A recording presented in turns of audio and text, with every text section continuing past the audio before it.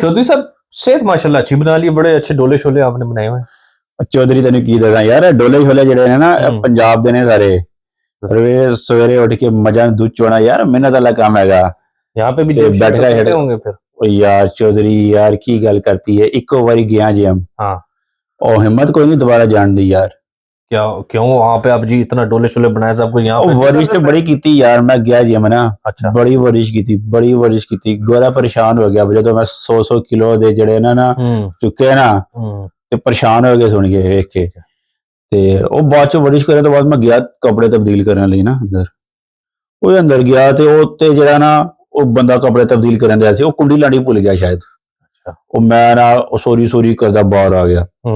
ਤੇ ਮੈਂ ਕਿਹਾ ਯਾਰ ਬਦਲ ਲੇਗਾ ਕੱਪੜੇ ਤੇ ਫਿਰ ਆਪਾਂ ਟੁਰ ਜਾएंगे ਅੰਦਰ। और थोड़ी देर एक और बंदा आ गया। हाँ। वो भी अंदर जान लगा। मैं क्या पहले सोचा इन्हू रोका यार ना जा, अंदर बंदे कपड़े तब्दील कर रहे, वो भी टुर गया अंदर। अच्छा। मैं यार हुणे थोड़ी देर बाद ना वो बेचारा शर्मा शुरमी बाहर आ जाएगा, पर नहीं, मैं कन ला के वेख्या तो वो अंदर वो काके लाके हसड़े गप्पा मारन दे यार। अच्छा। बेगैरती यार। मैं तो तुबा कर ली भाई, नहीं जाना जिम में। वो यार चेंजिंग रूम होता है, कॉमन रूम होता है यहाँ पे, कॉमन रूम यार। उस तो बाद की कहते ने मैं सोचा चलो यार नहानो भी लईए यार। ठीक है ना, पसीना पसूना आया है। उत्थे गया तो सारे ही इको लाइन च लगे नहान लगे सन। अच्छा। शावर रूम्स होते हैं यहाँ पे, सारे मेल्स हैं तो की यार। अच्छा फिर क्या हुआ, आप नहाए?